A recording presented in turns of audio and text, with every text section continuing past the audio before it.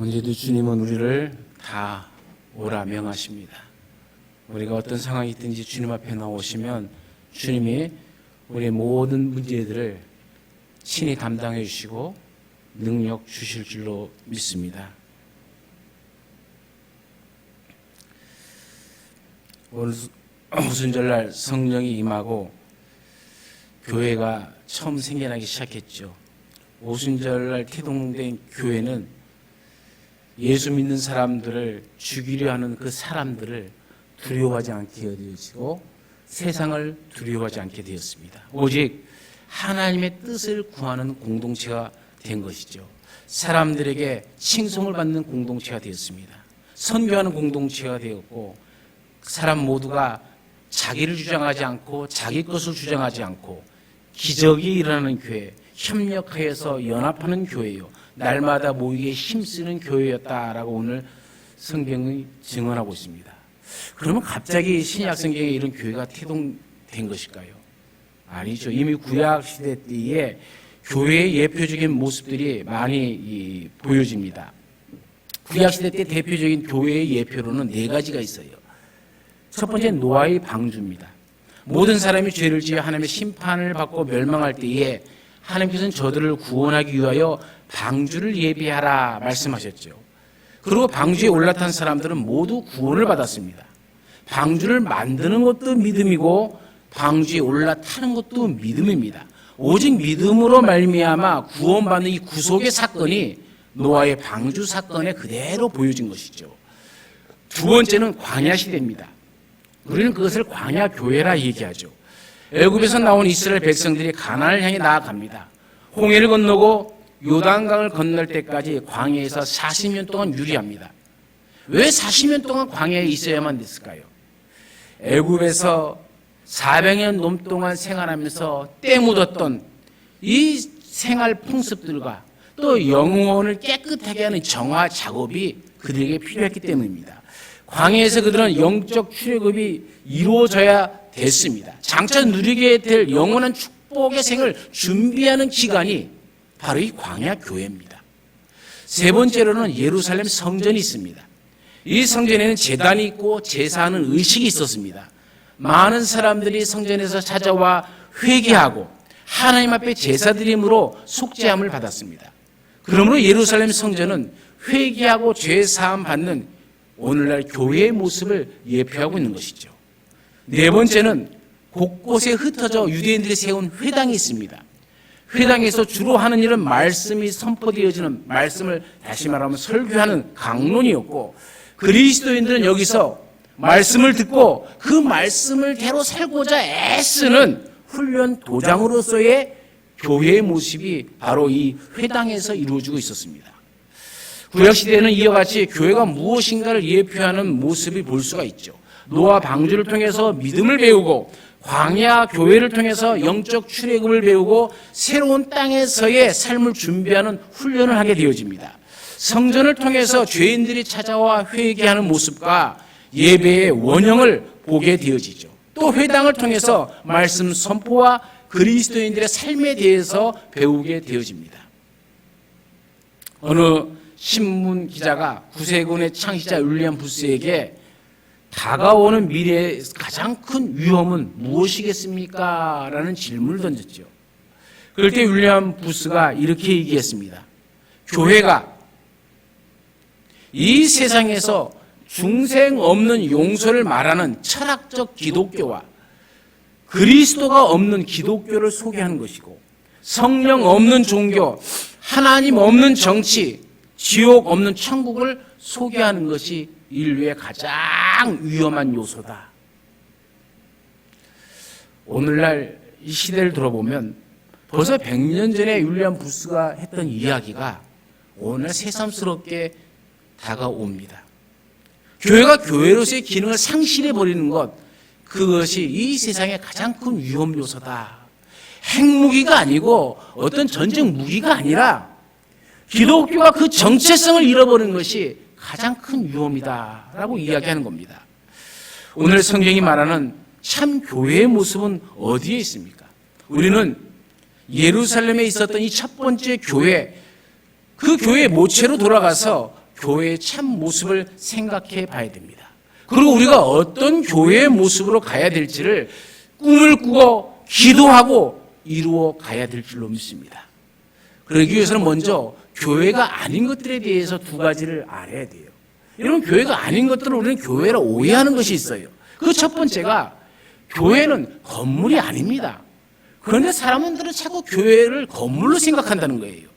오늘 우리가 예배드리는 장소는 교회가 아니라 하나님의 백성들이 예배드리는 장소, 예배당이 맞습니다. 안타깝게도 우리 교회 앞에 출입구에 보면 현곡교회라고 하는데 저는 그것을 볼 때마다 이걸 바꿔야 되는데 현곡교회가 아니라 현곡예배당이 맞는 말이죠. 예배드린 처소일 뿐입니다. 이것이 교회가 아니에요. 여기 들어온다고 다 구원받는 게 아니에요. 그런데 우리는 자꾸 교회 하면은 언제부턴지 이 예배당적 개념을 사라져버리고 그냥 건물이 교회가 되어버린 경우가 허다하게 많죠. 그러나 여러분, 꼭 건물이 있어야만 교회인 겁니까? 건물 지어놓고 이것이 교회다라고 생각하는 것, 그 자체가 잘못된 것이죠. 꼭 건물이 있어야 교회 되는 것은 아닙니다. 이 세상에 건물 없는 교회가 얼마든지 많이 있습니다. 교회 건물이 따로 있고 교회 시설이 따로 있는 것이 아니란 얘기입니다. 교회란 그리스도를 구주로 믿는 하나님의 자녀들이 모여서 예배드리는 그게 교회지. 그리고 모이는 곳, 그곳은 예배당일 뿐입니다. 우리가 눈에 보이는 건물은 교회보다는 예배당이라는 말로 써야 이런 혼돈이 없어지지 않을까 하는 그런 생각을 해봅니다. 두 번째, 건물은 교회가 아니라고 말할 수 있듯이 사람들이 모이는 곳이 교회다라는 것도 착각입니다. 많은 사람들이 모여서 종교단체로서의 조직체, 어떤 행정기구나 구조를 가리켜 교회라 생각하기가 쉽습니다.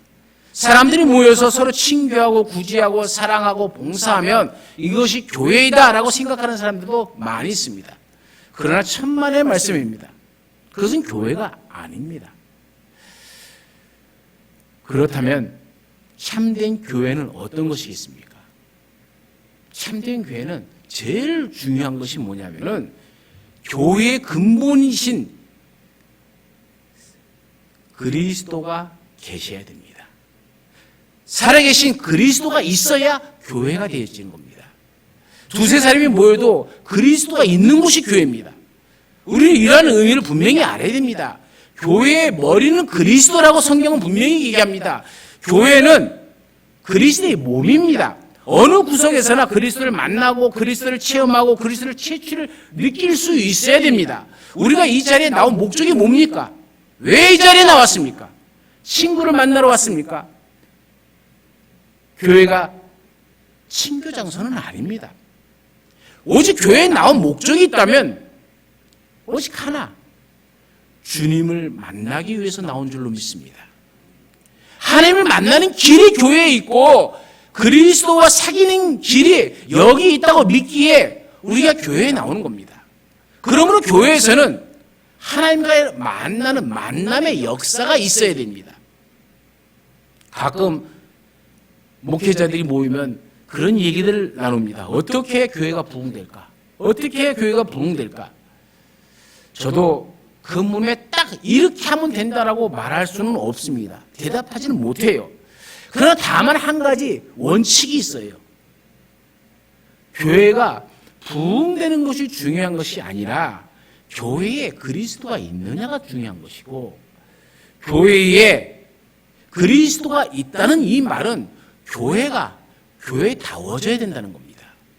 교회가 교회다워지면 부흥이 되든 말든 우리는 하나님 앞에서 칭찬받는 자녀가 될 줄로 믿습니다.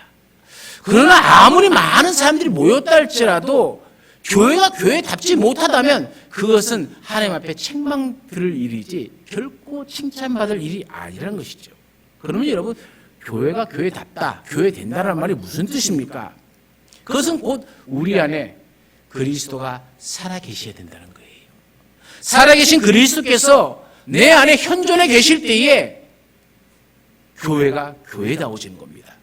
그리스도께서 육체를 입고 이 땅에 오셔서 역사하시고 십자가에 못 박혀 죽으시고 부활 승천하시고 이제 성령으로 우리 가운데 강림해 계십니다. 바로 그것이 참된 교회의 모습이죠. 그러면 어떻게 그리스도가 우리와 함께 할 수 있습니까? 그 존재 방법에는 두 가지가 있습니다. 첫 번째는 말씀을 통하여 우리는 그리스도를 만나게 되어집니다. 즉 그리스도의 사건이 말씀 증거를 통해서 끊임없이 믿음으로 나를 새롭게 사건화되어야 됩니다. 그래서 교회에서 설교가 이루어지는 겁니다.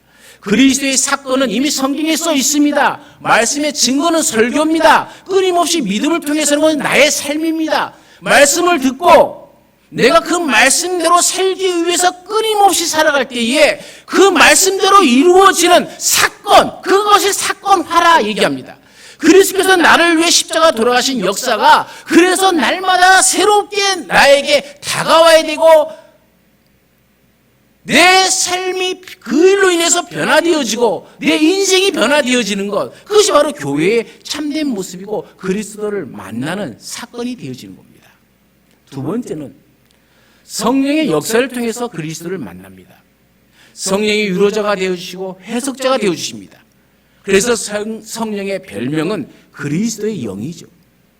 그리스도께서 영으로 계셔서 증거하시고 현존하실 때에 우리가 영의 역사 안에서 그리스도를 만날 수가 있습니다. 그래서 그리스도를 영접하게 되어지고 그리스도와 내가 만남의 관계를 이루고 신비로운 생명의 관계가 이루어질 때에 바로 거기에 교회의 참된 모습이 나타나기 시작하는 겁니다.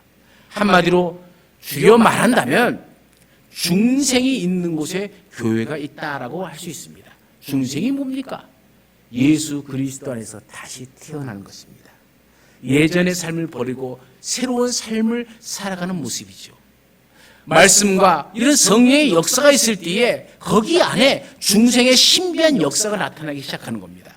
한 사람 한 사람이 그리스도와 함께 죽고 그리스도와 함께 살아나는 역사가 있는 곳, 나 자체는 죽고 하나님의 말씀이 나를 통해서 살아나는 역사, 곧 위로부터 태어나는 중생의 역사가 나타날 때에, 이런 변화의 역사가 나타날 때에 교회가 교회다워지는 것이죠.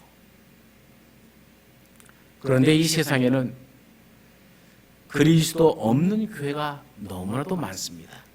중생 없는 교회 행사들이 얼마나 많이 있습니까? 하나님이 일한다고 하면서 서로 싸워요. 이게 여러분 하나님이 일이겠습니까? 어떤 여종들끼리는 우리가 이번 추석에는 이 물건 팔려고 했는데 왜 니네가 먼저 팔냐면서 서로 싸우는 모습을 보면서 참 중생하지 못한 프로그램을 갖고 있구나, 그런 모습을 보게 되어지죠. 성령의 신비로운 체험 없이 이루어지는 열심, 항상 이것이 말썽이죠. 언제나 그리스도의 영이 있고 말씀의 역사가 있는 바로 그 현장 속에 교회의 됨의 의미가 있음을 알아야 됩니다.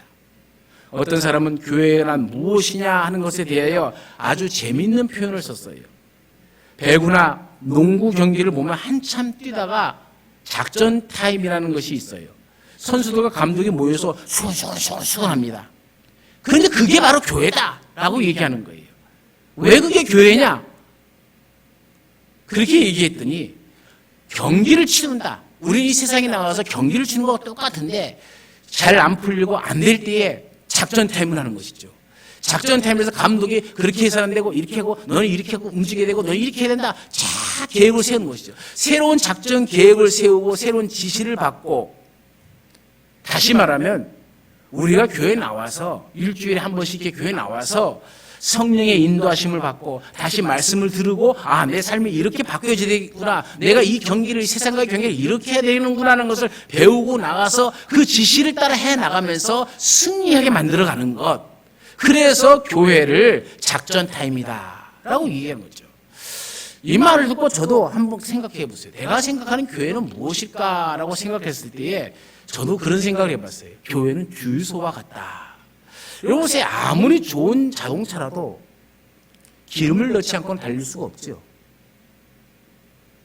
하긴 요즘 이렇게 말하면 우리 차는 전기 자동차인데요, 그럼 할 말 없죠. 어쨌든 많은 차들이 지금도 아직까지 이 기름을 쓰죠. 달리다가 기름 떨어지면 어떻게 되겠습니까? 참 그거 애매한 고철덩어리거든요. 그 고철덩어리 끌기 위해서 수고하고 애써야 되거든요. 기름이 떨어질랑 말랑 하면은 반드시 주유해야 되죠. 그래야 자동차가 제대로 달릴 수 있는 것 아닙니까? 이처럼 우리는 때마다 교회에 모여서 주유소 이 자동차가 주유해서 힘을 얻듯이 새로운 힘, 생명력을 공급받아야 되는 곳, 그것이 바로 교회인 것이죠. 이제 역사적으로 오늘 본문의 말씀을 통해서 가장 귀중한 인물을 한번 봅니다. 오늘 본문에 사도 베드로가 나옵니다. 그는 예수님과 3년 동안 함께 살았고 3년 동안 따라다니는 수제자였습니다. 성경에 기록되어 있는 베드로의 생애를 가만히 들여다보면 그런 사람이 어떻게 예수님을 따라다녔는지 아무리 생각해도 아리송하죠. 도무지 알 수가 없어요. 예수님이 십자가에 달리셨을 때에 그는 예수를 모른다고 꽁무니 뺐던 사람 아닙니까? 그런데 그런 사람이 변화되어져요. 예수님께서 부활하시고 그 마음속에 성령으로 임하시니까 베드로가 새로운 사람으로 바뀌어집니다. 비로소 그리스도의 제자가 되어지는 겁니다. 성경도 그리스도 중심적으로 바르게 이해하기 시작하고 자신도 알고 또 고난의 뜻도 알게 되어지는 것이죠. 모든 역사와 사건을 그리스도 안에서 복음 안에서 해석하는 사람이 되었어요. 그래서 그는 그리스도의 사람으로 바뀌어졌습니다.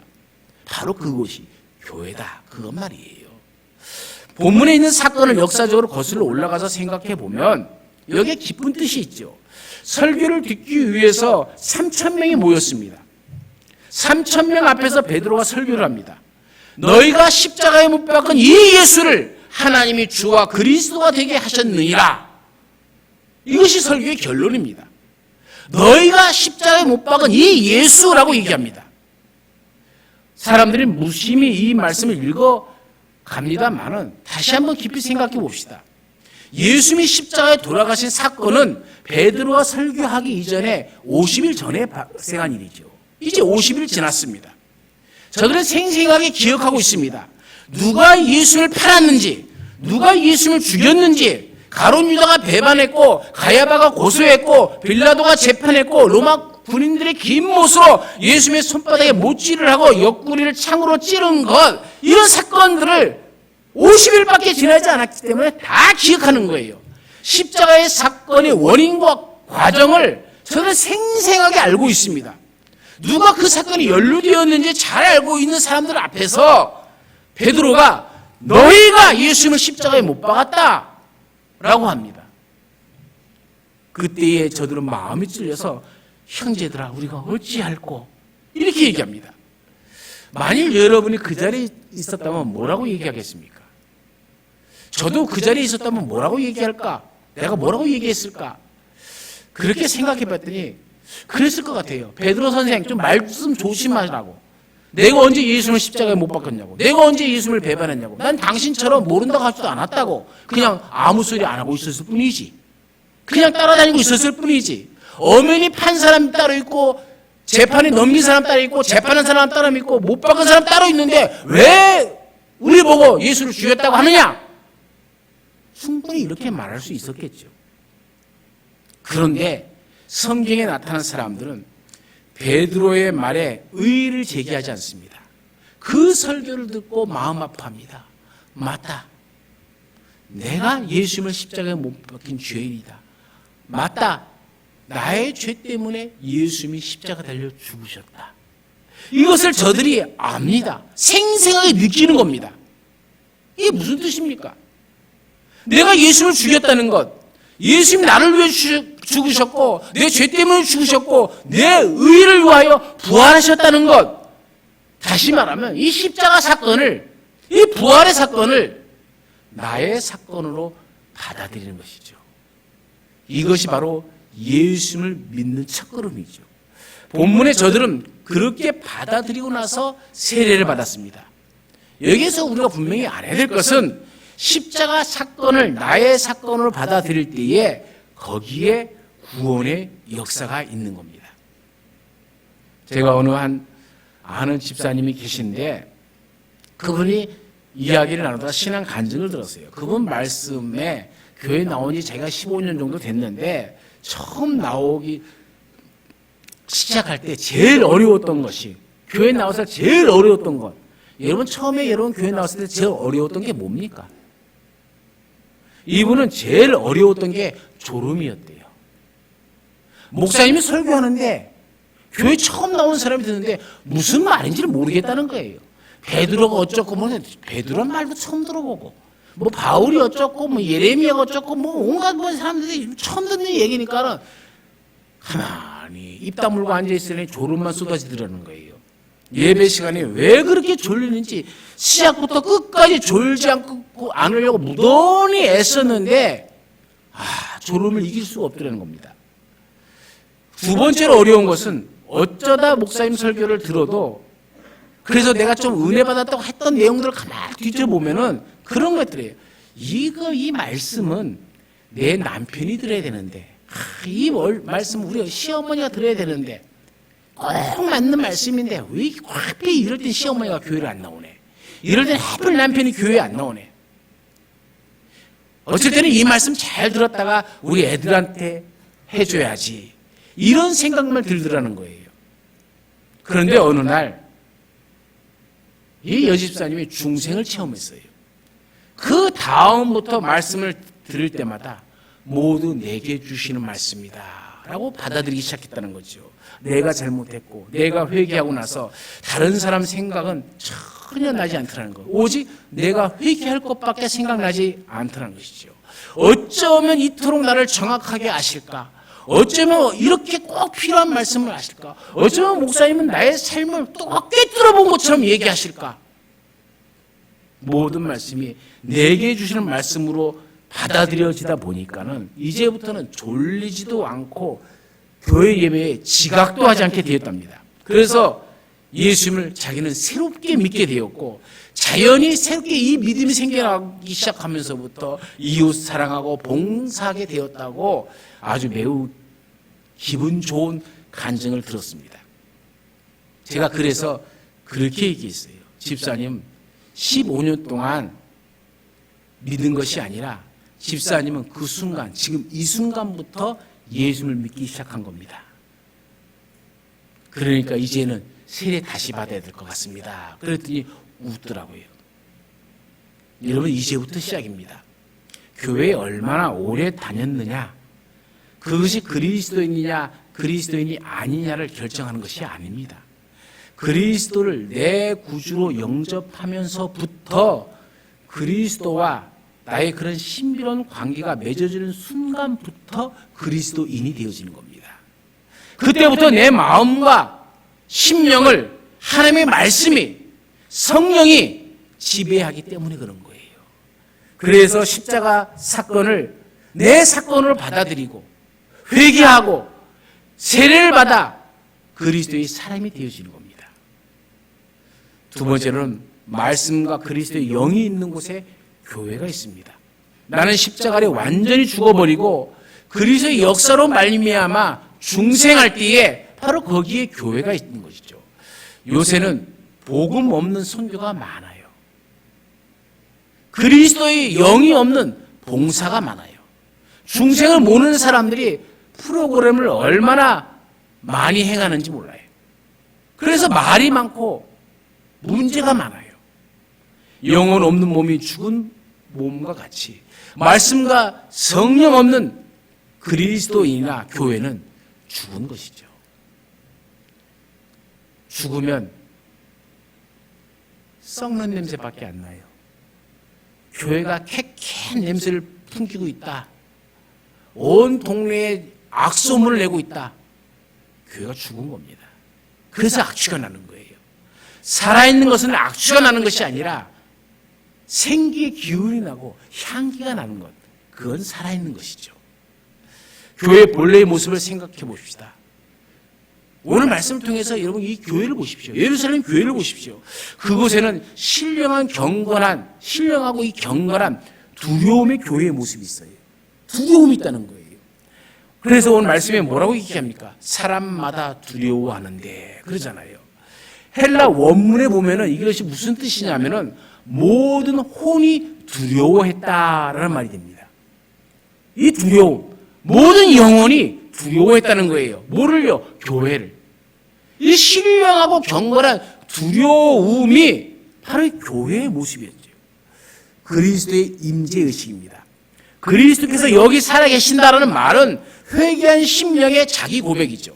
교회의 권위 앞에, 그리스도가 살아계신 역사 앞에 저들은 두려움을 가지고 대했습니다. 이것은 죄로 말미암은 두려움이거나 저주받을까 하는 그런 두려움이 아닙니다. 은혜로운 두려움이고 경건한 영적 분위기를 의미하는 거예요. 그래서 이 말을 경외라는 말로 쓰는 겁니다. 하나님을 경외하는 곳이 있었다는 얘기예요. 초대교회는 기적이 많았습니다. 안진뱅이가 일어나고 귀신 들린 사람이 깨끗해졌습니다. 죄로 더러워진 사람이 회개하고 돌아옵니다. 주님을 배반하거나 그 앞에서 당장 벙어리는 사람도 있고 장님된 사람도 있습니다. 이런 놀라운 사건을 대할 때에 저들은 두려워하지 않을 수가 없었던 거죠. 뿐만 아니라 과거, 현재, 미래를 통하는 엄청난 체험을 하기 시작합니다. 우리는 죽음이 저 멀리 있다고 생각합니다. 그러나 초대교회 사람들의 생각은 그렇지 않았습니다. 죽음은 곧 가까이 있다고, 주님의 재림이 눈앞에 있다고, 저 앞에 있는 영원한 미래가 바로 내 앞에 다가와 있다고 믿었어요. 이것을 알기에 저들은 심판대 앞에 있는 그 벌거숭이의 모습처럼 자기의 모습이 다 드러나 있음을 알았습니다. 그래서 경건해졌습니다. 그래서 하나님 앞에 속일 수 없다는 것, 아무리 내가 속이려도 하나님 앞에 다 드러나고 만다는 것, 그러기에 그들은 진실했습니다. 사도행전 5장 이하를 보면은 아나니아와 삽비라 얘기가 나오잖아요. 아나니아와 삽비라 부부는 하나님께 바치겠다고 땅을 팔았죠. 팔고 보니 돈이 아까워요. 아나니아가 반을 감추고 반을 가져다 바칩니다. 이것을 보고 베드로가 어찌하여 내가 성령을 속이느냐, 이 한마디 하니까 그 자리에서 죽어버렸어요. 그 안에 삽비라가 들어오는데 남편한테 일어난 일을 모르고 있어요. 베드로가 다시 묻죠. 그 땅 판값이 이것뿐이냐? 예, 이것뿐입니다. 베드로가 뭐라고 얘기합니까? 너희가 어찌 함께 꾀하여 주의 영을 시험하느냐? 베드로가 이 말을 하자마자 삽비라도 죽어버렸어요. 두 사람이 다 죽어서 들것에 실려 나갔습니다. 이 소문을 듣고 두려워하지 않을 사람이 있었겠습니까? 야, 교회 나가서는 거짓말하면 안 돼. 교회 다니는 사람이 거짓말하면 안 돼. 그들은 하나님 앞에 살아가는 존재가 되어진 거죠. 하나님은 다 듣고 계셔. 내가 아무리 속이려고 해도 하나님은 속일 수 없어. 여러분, 교회에서는 말을 함부로 해서는 안 됩니다. 함부로 거짓말하고 함부로 권모술수 쓰고 함부로 생각해서 안 되는 곳이 교회입니다. 사람마다 두려워하는 이런 영적 분위기 안에서 살아가야 됩니다. 이렇게 사는 사람에게 교회가 있는 것이죠. 교회를 아무렇지도 않게 생각하고 아무 두려움도 없이 교회당이나 유흥장소나 신목회처럼 서로 치고받고 싸우는 장소를 만들면 그 안에 경건한 두려움이 없어요. 이미 교회의 모습이 아니란 얘기입니다. 교회란 그리스도의 영이 현존하는 곳이 교회입니다. 이것을 분명히 알아야 됩니다. 하나님이 내 모습을 다 보고 계시다는 것, 이것을 알아야죠. 제가 서울에 있을 때에 가까운 이웃 교회에 있었던 일이 있어요. 이 교회가 몇 년 동안 분쟁이 있었어요. 계속 싸웁니다. 한 사람 때문에 교회가 늘 시끄럽고 어려웠습니다. 설교하러 강대상에 올라가는 목사님 넥타이를 붙잡고 내려가라 할 정도니 그 교회가 어느 정도까지 간 것을 다 알죠. 아무도 손을 쓰지 못하는 거예요. 그 한 사람 때문에. 워낙 말썽을 피우니까. 그렇다고 다른 사람들이 경찰을 부르자니 참 낯뜨겁고 참 괴로운 노릇이었죠. 그런데 어느 날, 이날도 이 사람이 교회에 와서 한바탕 소통을 일으키고 돌아갔는데 그날 집에 가갖고 점심을 먹다가 그대로 쓰러져 죽어버렸어요. 이런 일이 딱 있고 난 이후부터 교회가 아무 소리도 없고 숙연해져 버렸어요. 조용해졌습니다. 그 많던 모든 문제들이 다 해결됐어요. 저 교회가 어떻게 저렇게 되었지? 할 정도로 놀라운 교회가 되어졌고, 그리고 몇 년 후에는 엄청난 부흥의 역사를 체험하는 참 멋진 교회의 모습으로 성장하게 되었습니다. 교회가 교회다워진 것이죠. 여러분, 교회에 두려움이 없다면 그것은 교회가 아닙니다. 우리가 그것을 알아야 됩니다. 자기 중심적인 욕망이 다 무너져야 됩니다. 나라는 존재가 깨어지는 체험이 있어야 되는 것이죠. 민수기 14장 말씀을 보십시오. 뭐라고 얘기합니까? 이스라엘 백성들이 고통을 참지 못해 불만하고 불평을 내어놓습니다. 이럴 줄 알았으면 차라리 애굽 땅에서 죽는 건데 우리 조상이 죽을 때와 같이 죽었으면 좋았을 텐데, 별 말을 다 합니다. 이 말을 듣고 하나님이 진노하십니다. 민수기 14장 28절과 29절에 나오는 내용이 뭡니까? 하나님께서 진노하셔서 너희 말이 내 귀에 들린 대로 내가 너희에게 행하리니 너희의 시체가 이 광야에서 엎드려질 것이다. 그리스도인들은 알아야 됩니다. 말한 대로 되어진다는 것. 내가 하나님 앞에 서 있고 하나님 앞에서 내가 말한 것이라면 말한 대로 되어집니다. 얼마나 무서운 말씀입니까? 말 한마디 할 때 두려움을 갖고 하십시오. 함부로 말하는 것이 아니라 그대로 그 말씀이 내 머리에 떨어진다라고 생각해 보십시오. 이것을 잊어서는 안 됩니다. 그러므로 여러분, 항상 하나님 앞에 살아가는 존재로서 하나님의 은혜의 말, 능력 있는 말, 힘 있는 말을, 긍정적인 말을 하셔갖고 하나님의 은혜가 여러분 머리로부터 발끝까지 쏟아지기를 간절히 축원합니다. 두 번째는 방언을 통해서 언어가 소통되어지죠. 언어의 장벽이 무너졌다는 겁니다. 마음과 마음이 통해서 내 마음이 그대로 노출되어 버리는 거예요. 모든 사람의 마음들이 그대로 노출되어지기 시작합니다. 복음 안에서의 소통이 방언입니다. 여기 진정한 두려움이 있게 되어지는 것이죠. 나는 저 사람 미워 죽겠어요. 그런데 밉다고 말을 못하고 아유 그래 괜찮아 아이고 이쁘지 이렇게 하고 있는데 방언을 통해서 얘기하다 보니까 방언이 저주를 낳고 너 미워 죽겠어 이렇게 나와버려요. 그러니 마음을 속일 수가 있겠습니까? 그러니 진실될 수밖에 없는 거죠. 내 마음이 다 드러나 버리니까. 살아계신 그리스도를 피부로 느끼고 내 삶을 통해서 느끼니까 저들이 두려워하는 것이죠. 심판주가 눈앞에 있고 주의 재림이 눈앞에 있는 것을 알고 현재적으로 느껴질 때에 저들은 두려움을 느끼는 거죠. 그러나 성경은 이런 일 두려워하는 일 있다고 말씀하지는 않아요. 두려움과 동시에 저들에게는 큰 기쁨이 있었어요. 큰 기쁨. 모일 때마다 떡을 떼고 기쁨으로 하나님을 찬미했습니다. 거짓과 죄가 물러나고 자기라는 이 존재로부터의 완전한 해방이 올 때에 저들은 기뻐하고 찬송을 부를 수 있었습니다. 이런 신령한 감격과 기쁨, 그것이 바로 교회였습니다. 그러나 여기에서 중요하게 다뤄야 할 문제가 있어요.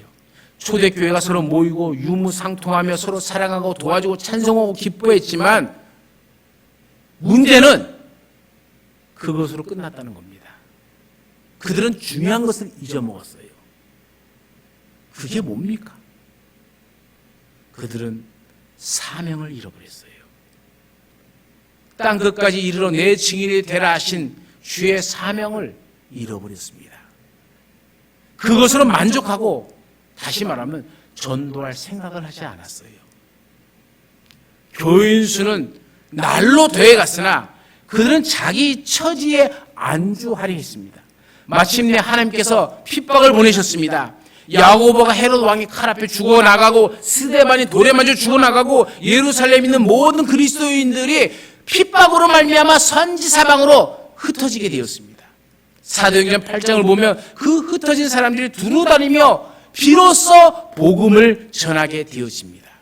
여러분, 하나님이 교회에 복을 주셨다면, 가정에 복을 주셨다면 이것을 잊지 말아야 됩니다. 왜 복을 주셨는가를 잊지 말아야 되는 거예요. 왜 우리 교회를 부흥케 하셨는가? 왜 우리 가정에 이런 복을 주셨는가? 그 목적이 있다는 것이죠. 그 목적은 하나님이 주신 사명을 감당하라고 주신 겁니다. 이 세상에서 너 잘 먹고 잘 살아가 아닙니다. 그리스도인들은 죽는 날까지 사명이 있는 거예요. 그 사명을 감당하기 위해서 하나님께서 내게 권세를 주셨고 내게 복을 주셨다는 것을 알아야 되는데, 초대교회가 이것을 망각해버린 겁니다. 하루에 설교할 때 3,000명이 와요. 한 번 설교할 때는 5,000명이 와요. 금방 10,000명 교인이 되어져요. 엄청난 많은 사람들이 있으니까 이것으로 주의 뜻을 행했다. 땅끝까지 이뤄내 증인이 되라는 사명을 잊어버리고 여기가 족합니다. 마치 베드로가 변화산에서 여기가 좋사오니 한 것처럼 머물러 버린다는 거예요. 멈춰버렸다는 거예요. 그러니 핍박이 옵니다. 그러니 환난이 옵니다. 그러니 어려움이 오는 것입니다. 교회는 끊임없이 확장해야 됩니다. 확장이라는 것이 교회 건물을 날마다 지어내고 교회가 날마다 많아지는 것을 말하는 것이 아닙니다. 우리의 선교 지역이 점점 확장되어져야 간다는 얘기죠. 질적으로, 양적으로 같이 성장해야 됩니다. 성장하지 않는 교회는 반드시 분쟁이 일어납니다. 문제가 일어날 수밖에 없습니다. 왜요? 성장하지 않고 고여버리면 썩어져 버리기 때문에 그런 거죠. 성장을 멈춘다는 것은 그 생명이 사라지는 것을 의미합니다. 해야 할 일을 하지 않을 때 그 교회는 죽습니다. 교회는 끊임없이 자라야 되고 또 자랄 수밖에 없는 생명체입니다. 교회가 본분을 다하지 않을 때에 이걸 아셔야 돼요. 환난과 핍박이 끊임없이 발생하는 겁니다. 사랑하는 성도님들, 저는 우리 형국교회가 말씀과 성령으로 이루어지고 중생하고 구원받는 그리스도인들이 감격과 찬양으로 하나님께 영광 돌리는 예배를 드리기를 사모합니다. 사랑과 전도의 증거와 순교에 인해서 나날이 확장되어지는 것을 꿈을 꿉니다. 그래 주님께서 다시 오실 그날에 우리 형국교회가 그때까지 썩어지지 아니하고 주님의 사명을 잘 감당하고 이웃들을 위하여 그리스도의 이름으로 봉사하고 선교하고 그리스도의 향기를 나타내고 거룩함을 증거하며 주님 앞에서 살아간다는 이 경건한 두려움, 이 경외심을 가지고 살아가서 우리 모두가 그때에 하나님 앞에서 칭찬받는 그런 그리스도인들이 되어지기를 간절히 축원합니다. 우리 가운데 함께 하신 하나님, 우리에게 주신 교회를 사랑합니다. 교회가 교회다워지고 교회가 주신 사명을 잘 감당할 수 있도록 말씀으로 우리를 새롭게 하여 주시고 성령으로 우리를 새롭게 하여 주옵소서. 우리 모두가 하나님을 경외하며 하나님 앞에서 살아간다는 하나님 존전 앞에 있는 이 의식을 잃어버리지 않고 살아가는 백성들이 되게 하옵소서. 언제나 함께 하시는 예수님의 이름으로 기도드리옵나이다. 아멘.